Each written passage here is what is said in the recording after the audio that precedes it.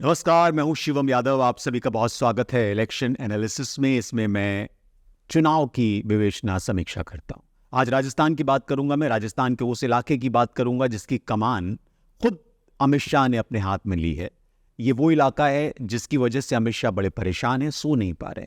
राज्य का ये वो इलाका है जहां पिछली बार कांग्रेस ने झंडे गाड़े थे और सरकार बनाई थी। बीजेपी और कांग्रेस दोनों ही पार्टियां ये अच्छी तरह से जानती हैं कि अगर कुर्सी हासिल करनी है, जीत हासिल करनी है, तो इस इलाके पर पकड़ मजबूत करनी होगी। ये इलाका ऐसा इलाका है जहां पर पिछले चुनाव में कांग्रेस काफी मजबूत थी। मैं कार्यक्रम में उस क्षेत्र के बारे में बताऊंगा कि कौन सी पार्टी इस बार वहां ज्यादा मजबूत है और क्यों ये इलाका इतना महत्वपूर्ण हो जाता है राजनीतिक तौर पर। यानी 2023 के विधानसभा चुनाव में कौन सी पार्टी यहां पर ज्यादा दम के साथ मैदान में है, कौन सी पार्टी को लोग समर्थन कर रहे हैं। पिछली बार यानी 2018 में इस इलाके में जो राजपूत मतदाता था वो बीजेपी से नाराज हो गया था और जो गुर्जर वोट था वो कांग्रेस पर मेहरबान हो गया था। इसलिए यहां पर कांग्रेस ने 39-40 सीटों में से लगभग 35 सीटें जीत ली थी। मैं जिस इलाके की बात कर रहा हूं वो राजस्थान का पूर्वी हिस्सा है। पिछली बार यहां पर 39 में से 35 सीटें कांग्रेस की झोली में गई और कांग्रेस के लिए सत्ता के द्वार खुल गए। पूर्वी राजस्थान में इस बार सियासी ऊंट किस करवट बैठा है और सियासी रणनीतिकारों की इस इलाके पर क्यों खास निगाह, ये समझने की कोशिश करेंगे। मेवाड़ से इतर सत्ता का नया द्वार खुलता हुआ यहां से बीजेपी को लग रहा है और इस वजह से उसने फोकस बढ़ा दिया। खुद अमित शाह इस पूरे इलाके की कमान संभाल रहे हैं, जैसा कि मैंने आपको बताया। दरअसल प्रदेश के इस हिस्से में बीजेपी को पिछली बार सिर्फ 3 सीटें मिली थी, सिर्फ 3। इसमें अलवर में 2 सीटें मिली थी जिससे उसकी साख बच गई, वरना 5 जिलों जिसमें दौसा, सवाई माधोपुर, करौली, भरतपुर, धौलपुर की 28 में से बीजेपी को सिर्फ 1 सीट मिली थी, धौलपुर की।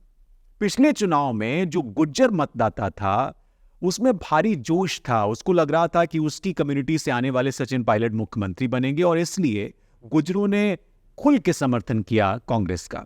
आजादी के बाद गुज्जर समाज से पहला सीएम बनने की उस चुनाव में संभावना थी 18 के चुनाव में, और इसके चलते जो गुज्जर बहुल 35 से 40 सीटें हैं वहां पर कांग्रेस के पक्ष में जम के मतदान हुआ था उस चुनाव में। ऐसे में कांग्रेस के 11 प्रत्याशी थे जो गुज्जर कम्युनिटी से आते थे, उसमें से 8 प्रत्याशी जीत गए, जबकि भाजपा के सभी 7 गुज्जर प्रत्याशी हार गए।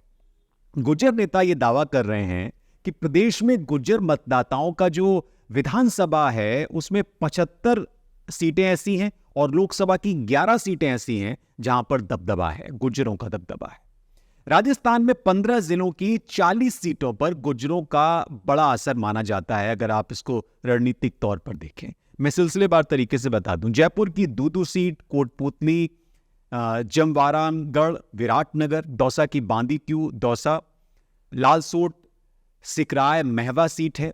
टोंक की बात करें तो टोंक, निवाई, देवली, उनियारा, मालपुरा सीट है। सवाई माधोपुर की अगर हम बात करें तो सवाई माधोपुर की सीट है, गंगापुर है, खंडार है।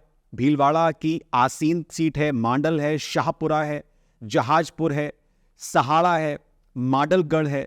अजमेर की बात करें तो यहाँ पुष्कर है, नसीराबाद है, किशनगढ़ है। कोटा की पीपलदा सीट है जहां पर गुज्जर ज्यादा हैं। बूंदी की केशोराय पाटन है, हिंडौली, खानपुरा और झुंझुनू की खेतली सीट है। ये सीटें हैं। इसी तरह से भरतपुर की अगर बात करें तो भरतपुर नगर की सीट है, कामा, बयाना, धौलपुर में बाड़ी और बसेड़ी, करौली में टोडा भीम, सपोटरा में अगर हम बात करें तो 12 झालावाड़, मनोहर थाना, अलवर की बात करें तो बांसूर और थाना गाजी। ये वो सीटें हैं जहां पर कांग्रेस पिछले चुनाव में काफी मजबूत थी, काफी भारी पड़ी थी बीजेपी पे, और इसकी वजह से यहां पर कांग्रेस सरकार बनाने में कामयाब हुई। बीजेपी ये अच्छी तरह से जानती है कि अगर आपको राजस्थान में सत्ता हासिल करनी है, जीत हासिल करनी है, तो इस इलाके को और गुज्जरों को, खासकर गुज्जरों को साधना होगा। इसलिए वो बड़े योजनाबद्ध ढंग से जो प्रमुख जातियों के प्रतिनिधि हैं, चेहरे हैं जिनको बीजेपी ने आगे किया है, उनको पहली पंक्ति में खड़ा करके एक जाल बिछाने की तैयारी कर रही है और जाल कमोबेश बिछा भी चुकी है। मैं उन नेताओं के नाम भी बता दूं, जैसे जगदीप धनखड़ हैं, उपराष्ट्रपति हैं, पिछले कुछ दिनों से करीब करीब 11 दौरे वो कर चुके हैं राजस्थान के। ओम बिरला लोकसभा अध्यक्ष हैं, कोटा से आते हैं, प्रदेश से पहले स्पीकर हैं वो, और लोगों से उनका जुड़ाव बना रहे इसलिए वो लगातार कोशिश कर रहे हैं। अर्जुन राम मेघवाल केंद्रीय मंत्री हैं, केंद्र में वो चेहरा बने, प्रदेश में मजबूती से इसके बाद वो उभरे हैं, उनको लगातार राजस्थान में बीजेपी इस्तेमाल कर रही है। गजेंद्र सिंह शेखावत हैं, केंद्रीय मंत्री हैं, लगातार दौरे कर रहे हैं, लोगों से मेल मुलाकात कर रहे हैं, वो कोशिश है कि उनको जीत मिले। वसुंधरा राजे पूर्व मुख्यमंत्री हैं, प्रदेश में वो स्थापित राजपूत चेहरा हैं, उनकी नाराजगी बीजेपी के लिए थोड़ी सी मुश्किल पैदा कर रही है। राजेंद्र राठौड़ हैं, नेता प्रतिपक्ष, कटारिया की जगह नेता प्रतिपक्ष बनकर वो आगे आए हैं और उनको भी लगातार इस्तेमाल किया जा रहा है। सीपी जोशी प्रदेश अध्यक्ष भाजपा मेवाड़ और ब्राह्मण हैं, दोनों का वो चेहरा है। सतीश पुनिया उप नेता प्रतिपक्ष हैं वो, और पूरे प्रदेश में लगातार सक्रिय जाट चेहरा उनको कहा जा सकता है। तो अलग अलग जातियों का एक गुलदस्ता बीजेपी ने बनाया है।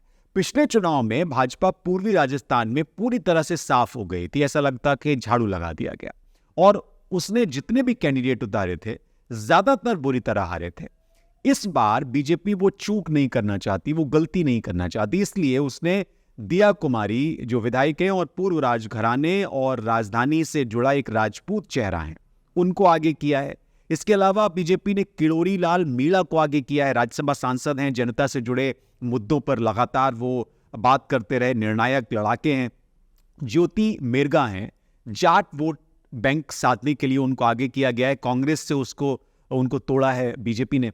इसके अलावा विजय बैंसला हैं, कर्नल किरोड़ी सिंह बैंसला के बेटे हैं, गुर्जर चेहरा है, उनको आगे किया गया है कि इन लोगों को आगे आने के बाद गुर्जरों को साधा जा सके।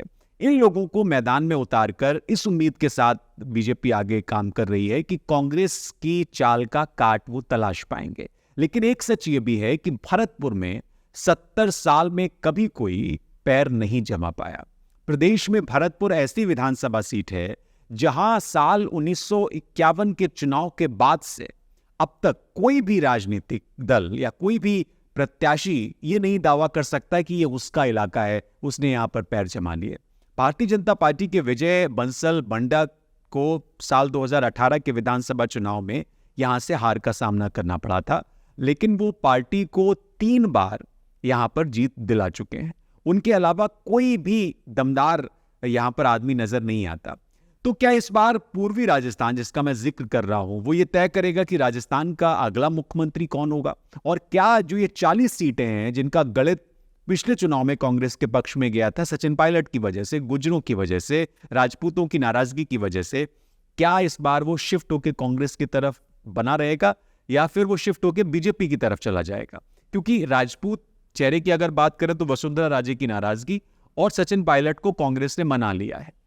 ये दोनों चीजें काफी हद तक कांग्रेस के पक्ष में एक बार फिर से माहौल बनाती हुई दिख रही हैं।